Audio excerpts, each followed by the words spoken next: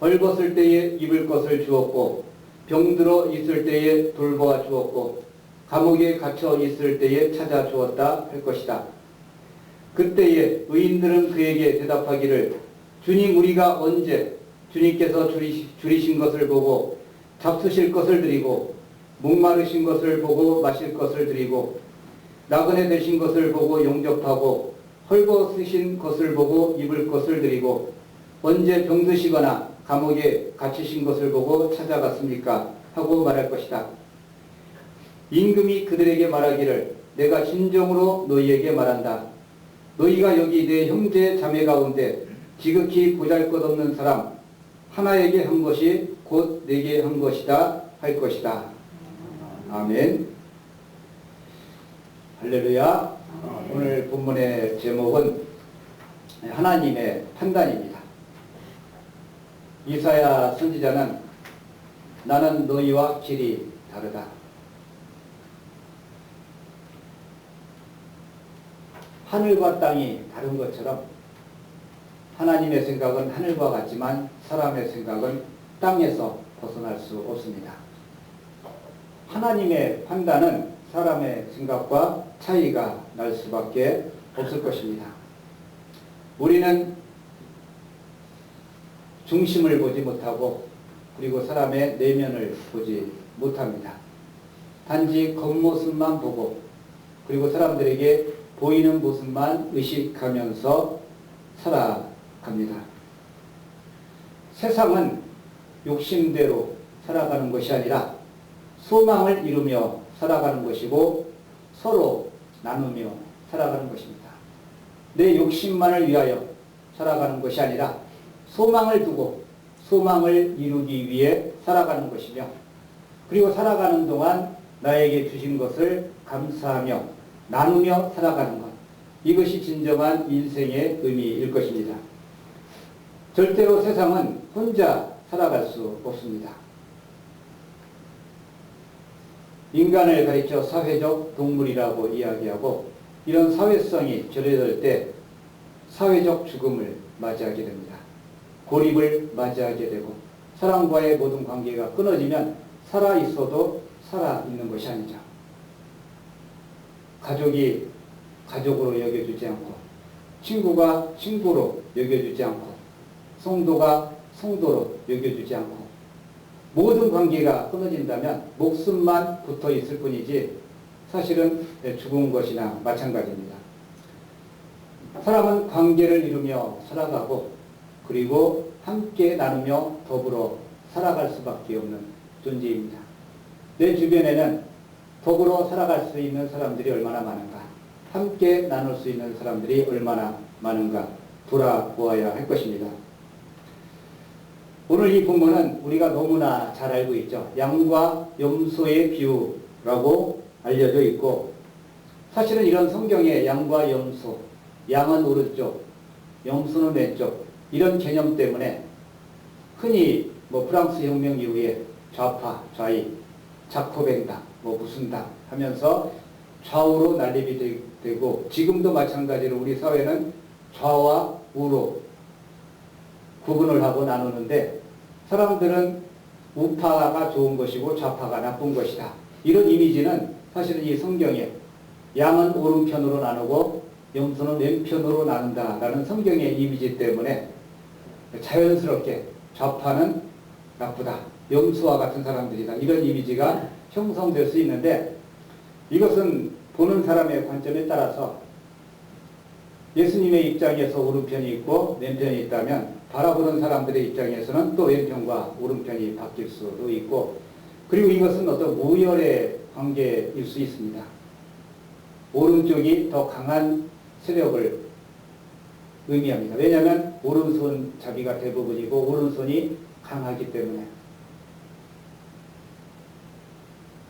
이런 표현들은 우리 옛날 정치에 있어서 조선시대나 우의정, 좌의정 이런 것들을 표현할 때 우의정이 더 높은 관직을 차지합니다. 오른쪽이 더 귀하다는 것이죠.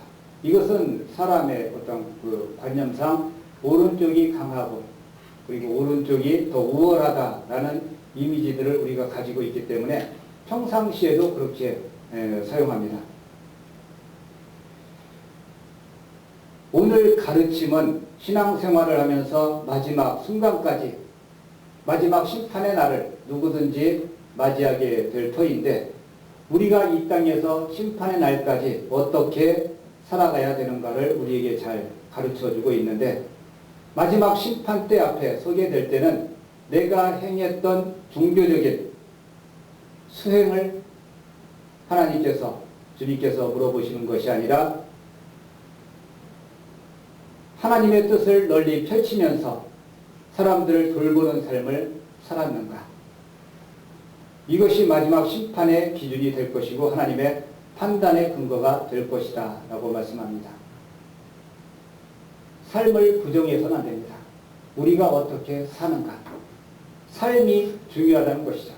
내가 혼자 기도의 시간과 어떤 자기 정진과 수행과 그리고 금욕과 이런 것들로 구원을 받을 것 같지만 마지막 심판대 앞에 설 때에 마땅히 해야 될 것을 했는가 하지 않았는가를 하나님께서 물어보실 것이다.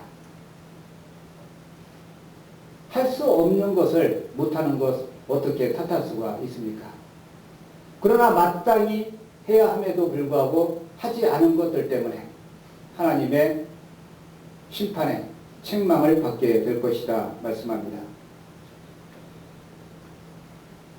하나님을 사랑하고 이웃을 사랑하라. 어떤 서기관이 예수님께 어떤 율법이 큰 계명입니까? 물었죠. 이것은 모세의 10가지 계명을 의미합니다. 무엇이 큰 계명인가? 예수님은 반문하십니다. 너는 어떻게 생각하느냐? 하나님을 사랑하고 이웃을 사랑하는 것입니다. 예수님은 칭찬하죠. 이것이 곧 율법이고 선지자다. 모세의 모든 오경의 말씀과 선지서의 모든 선지자의 말이 하나님 사랑과 이웃 사랑으로 요약될 수 있다라고 예수님께서도 친히 말씀을 하신 것입니다. 그런데 특별히 마지막 심판날에는 하나님 사랑과 이웃 사랑이 어떻게 드러날 수 있는가? 지극히 작은 자 하나에게 한 것이 곧 하나님께 한 것이고 사람들에게 한 것이다. 이것이 판단의 기준이 될 것이다 라고 이야기합니다. 지극히 작은 자, 가장 작은 자, 어린아이와 같은 자. 늘 교회에 있다 보면 가난한 자와 약한 자들이 찾아옵니다. 지난주에도 어떤 젊은 사람이 교회에 찾아왔습니다. 양평서부터 걸어서 시읍까지 가는데 다리가 아파서 도저히 못 걷겠다고 찾아왔죠. 저는 뭐 딱 들으면 레파토리가 뻔하죠. 광명까지 지하철을 타고 가야 되는데 여기가 필요하다. 어떻게 해야 됩니까? 저는 두말 없이 그때 지갑이 없어서 2층에 올라가서 모든 동전과 지폐 한 장 다 풀어가지고 이게 내가 가진 전부다. 그리고 마땅히 대접할 것이 없어서 식당에서 그때 귤과 그리고 뭐 먹을 것을 좀 나눠주었는데 자기 삶을 이야기하더라고요. 전기를 배웠는데 공고를 나왔고 그리고 결혼하지 않고 거의 40이 넘었는데 그동안은 혼자 살면서 돈도 많이 벌고 결혼할 필요를 못 느꼈는데 교통사고를 냈는데 사망사고를 냈다고 합니다. 이전에 동종 전과가 없었는데 그때 교통법규가 좀 강화되고 본인은 7년을 살고 나왔다고 합니다. 그러면서 교회에 다시 왔는데 저는 뭐 하나님이 아니기 때문에 그 사람의 말을 다 믿을 수는 없지만 그래도 그 자신의 삶을 털어놓으면서 이제 다시 가면은 폐쇄됐던 자기 사무실과 일감을 따가지고 일을 시작하려고 한다. 그리고 정성화되면 내가 꼭 목사님 이 교회를 다시 한번 찾아오겠습니다 하고 갔습니다. 뭐 이런 일들은 사실은 제가 거짓말 같고 뭐 맨날 동냥하는 사람, 사기치는 사람처럼 여겨서 뿌리칠 수도 있지만은 마다하지 못합니다. 어떤 사람은 조금 도와줬는데 춥다고 잠바가 없냐고 이야기할 때 여러 잠바 중에 하나 입고 가라고 사실 내주기도 합니다. 제 자랑을 하기 위해서가 아니라 교회 목사로 있다 보면 작은 자들, 가장 작은 자들, 힘든 사람들이 여러 가지 이유를 가지고 찾아옵니다. 그래서 저는 이전에 내가 어렵고 돈이 떨어져서 여비가 없어가지고 갈 길이 끊겼을 때 여러 교회 예배당을 찾아다녔는데 예배당이 다 굳게 닫혀있고 아무도 나에게 도움을 주지 않았던 아픈 경험이 있습니다. 쭈그리고 앉아있을 때 낯선 사람이 도와주고, 그리고 기차역 뭐라고 그러죠? 어린아이나 그 부녀자 상담소 이런 데 찾아가서 상담하니까 뭐 종이 쪽지에다가 기차 어디서 어디까지 갈 수 있도록 승무원에게 해줘서 그렇게 타고 온 적이 있는데 세상은 그렇게 각박합니다. 돈 거스르는 사람한테 다만 몇백 원씩이라도 걷어서 여비를 만들어 볼까 했는데 이상한 사람 취급당하고 바보 취급당하고, 또 그러면서도 살다 보면 남은 기차표 떨어졌는데 내가 교수다 선생이다 하면서 그 어린 나이에 재수할 때나 주머니에 5,000원만 원 털어줬던 기억이 있습니다. 인생은 손해보면서 사는 것 같지만은 오늘 예수님의 가르침 속에는 지극히 작은 자 하나에게 한 것이 곧 나에게 한 것이다, 이렇게 말씀합니다. 오늘 본문 35절에서 36절에는 대략 6가지의 우리가 할 수 있는 자선 행위가 소개되고 있습니다. 줄일 때 먹을 것을 주는 것, 목마를 때 마시게 하는 것, 나그네를 영접하는 것, 벗었을 때 옷을 입히는 것, 병들었을 때 돌아보는 것, 감옥에 갇혔을 때 찾아가 주는 것. 이 모든 행위는 자선 행위에 대한 전부는 아닐 것입니다.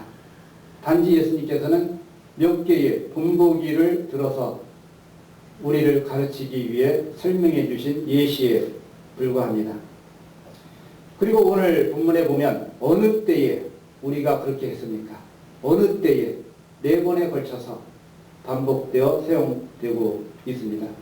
의인들은 우리가 어느 때에 주님을 영접했고 주님을 대접했고 주님께 먹을 것을 드렸고 옷을 입혔고 병들었을 때 찾아갔습니까? 어느 때에 우리가 그랬습니까? 기억조차 하지 못한다는 것이죠. 늘 그래왔기 때문에, 구제하는 삶을 살았기 때문에 하나님의 심판대 앞에 너희들은 의인들이다, 영원한 나라를 차지하라, 너희들은 나를 영접했다, 나를 대접했다. 그때 이야기합니다. 어느 때에 우리가 그렇게 했습니까? 수많은 인생에 살아가는 가운데 우리가 남을 돕고 구제하는 그 모든 것들은 우리는 잊어버릴지 몰라도 하나님은 기억하신다는 것이죠. 임금의 왼편에 있는 자들, 저주받을 자들의 경우도 우리가 본문을 다 읽지 않았지만 마찬가지입니다. 어느 때 우리가 그렇게 하지 않았습니까? 언제 주님을 박대했습니까? 라고 이야기하지만 늘 그래왔다는 것이다. 이렇게 오른편에 있는 사람들이나 왼편에 있는 사람들이 주님을 알아보지 못하고 주님을 인식하지 못하는 이유가 무엇입니까? 그것은 주님이 지극히 작은 자를 자기 자신과 동일시하셨기 때문입니다. 주님이 선지자 행세를 하고 선교사 행세를 하고 그리고 상처받은 목회자 행세를 하면서 누구에게 도움을 요청하면 설령 마음이 넘어가서 도와줄 수 있고 기억할 수 있겠지만 주님은 절대로 그런 모습으로 오는 것이 아니다. 지극히 작은 자, 가장 작은 자들이라는 의미입니다. 이것은 나이가 어리다는 것을 의미하는 것이 아니라 세상에서 무가치하게 여겨지는 사람들, 그래서 사람들에게 관심조차 끌 수 없는 사람들, 버려진 사람들, 바로 그런 사람들을 돌보는 것. 주님은 그런 자의 모습으로 우리에게 다가오신다라고 말씀합니다. 계속해서 마태복음에는 어린 자, 어린아이, 소자 이런 표현들이 사용되는데 나이와는 상관이 없이 사회적 약자를 의미하는 그런 대명사일 수 있습니다. 하나님은 오늘 우리에게 지극히 작은 자 하나에게 내가 알지 못하는 가운데 행한 작은 선행이 곧 주님께 한 것이며 지극히 작은 자 하나에게 내가 부지 중에 알지 못하는 중에 거절한 것, 행하지 않은 것 역시 주님께 하지 않은 것이다 라고 말씀합니다. 성경은 오늘 우리에게 최후의 심판에 잣대는 궁핍과 고독에 빠진 사람들을 향한 자비로운 사랑의 행동이라고 말씀하고 있습니다. 그리고 하나님은 마지막 심판의 날에 재림 때에 이것들을 기준으로 심판하시겠다고 말씀하고 계십니다. 그래서 우리가 마땅히 해야 될 일이 무엇일까? 첫 번째, 하나님은 우리가 마땅히 행해야 할 줄 알면서도 행하지 않은 죄로 인해 심판하시겠다라는 메시지가 본문 속에 담겨져 있습니다. 모르고 그러는 것은 상관없는데 마땅히 행해야 할 줄 알면서도 행하지 않는 것은 죄이다. 최후의 심판에 가난한 자들과 궁경에 처한 자들을 어떻게 대접했느냐에 따라서 심판을 받게 된다고 말씀을 하십니다. 특히 우리 성도들로 하여금 무엇을 하였느냐, 이렇게 주님께서 묻는 것이 아니라 왜 하지 않았느냐라고 물으신다는 것이죠. 내가 뭘 행한 것, 나의 업적을 하나님이 계산하는 것이 아니라 마땅히 해야 될 일을 하지 않은 것에 주님은 죄의 초점을 맞추시겠다라고 말씀합니다.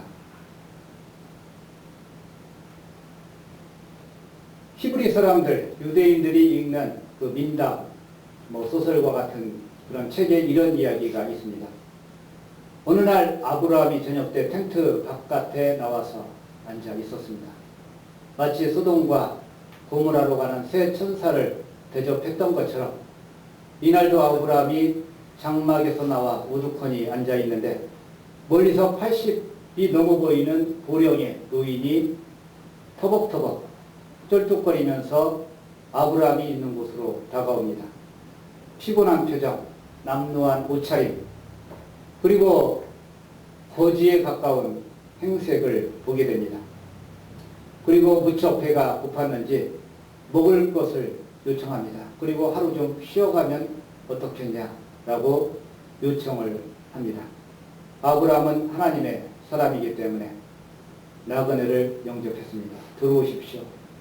물을 떠다가 발을 씻기고 그리고 음식을 준비해서 잘 대접했습니다. 그래서 식탁에 음식을 차렸는데 이 노인이 감사의 기도를 드리지 않고 허겁지겁 음식을 먹는 모습을 보게 됩니다. 아브라함은 이것에 화가 나서 이렇게 이야기합니다. 하나님께 감사의 기도를 하고 음식을 드십시오. 식사 기도를 하십시오. 그러니까 이 노예는 이 음식이 하나님입니다 라고 하면서 음식을 계속 먹었다고 합니다. 화가 난 아브라함은 당신 같은 사람을 내가 대접하고 싶지 않다. 모시고 싶지 않다. 그래서 쫓아버렸습니다. 우리 옛날 가난한 시절에도 밥이 하늘이다. 쌀이 하늘이다.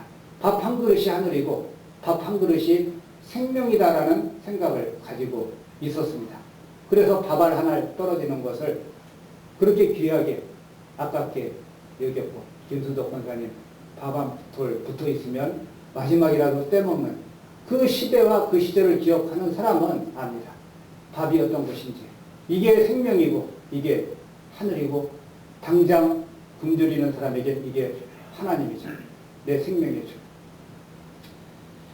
그날 밤 아브라함이 잠들었는데 꿈속에 하나님이 나타나셨습니다. 아브라함아, 네 하나님, 오늘 저녁에 손님이 왔었지 물으십니다. 네, 왔는데 제가 화가 나서 하나님을 인정하지도 않고 하나님께 기도도 하지 않았기 때문에 쫓아냈습니다. 이것은 하나님을 모욕하는 행동이기 때문에 전 도저히 참을 수가 없었습니다. 그러자 하나님께서 아브라함에게 나는 그 노인을 80년 동안 지켜보고 있었고 80년 동안 참았다. 그런데 너는 하루 저녁 식사하는 그 1시간을 참지 못하느냐. 이렇게 하나님이 말씀하셨다고 합니다. 그동안 한국 교회는 세계에 주목할 만한 성장을 이루어냈고 세계의 가장 큰 교회, 메이저 교회,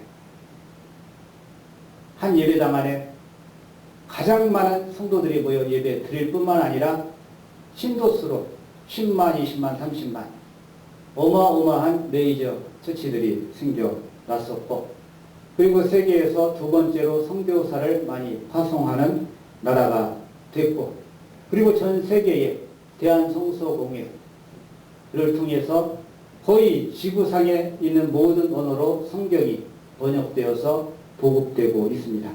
어마어마한 일들을 하고 있습니다. 바닷물은 소금, 염분이 2% 내지 3%만 있어도 절대로 물이 썩지 않는다고 합니다. 한때 교세를 자랑했던 한국 교회는 4명 중에 1명, 25%는 기독교인이다 라는 통계를 가지고 있었습니다. 2%나 3%만 있어도 3.1운동과 같은 어마어마한 민족적 거사를 이루어낼 수 있었고 독립을 위해서 민족을 이끌 수 있는 이런 힘이 교회에게는 있었습니다. 그러나 정작 지금은 어떻습니까? 세상 사람들이 던지는 비난과 조소의 눈길을 우리가 어떻게 해석해야 하겠습니까? 지극히 작은 자들을 향한 우리의 무관심, 사회적 약자를 향한 우리의 무관심, 수없이 예수님의 사랑을 외치지만 사랑을 실천한다고 하지만 왠지 어설픈 우리의 모습을 보게 됩니다. 이것은 한국 교회가 아니라 당장 나의 문제이고 우리 교회의 문제일 수도 있습니다. 마땅히 해야 될 일을 왜 하지 않는가? 두 번째로 하나님은 우리가 예수 그리스도와 관계 안에 있지 않음으로 인해 심판하신다라고 말씀합니다. 예수님과의 관계 안에 있지 않다는 것이 무엇입니까? 교회를 다녀도 예수님과 상관없는 사람들이 있을 수 있다는 것이죠. 주님과의 관계 안에 있지 않다면 최후의 재림의 날에 심판의 대상이 될 것이다. 오늘 본문 41절에서 저주를 받은 자들아 나를 떠나 마귀와 그 사자들을 위하여 예비된 영영한 불에 들어가라.